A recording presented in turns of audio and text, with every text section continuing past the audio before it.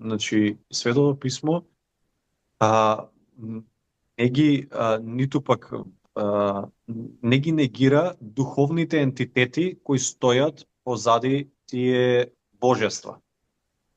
Или позади тие идоли или богови, така наречени.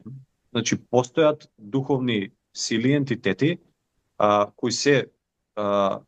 моćни, силни, така речено, кои се богови, нели, со мало б, но тоа што и Стариот и Новиот Завет исповедаат, дека тие се паднати ангели, дека тие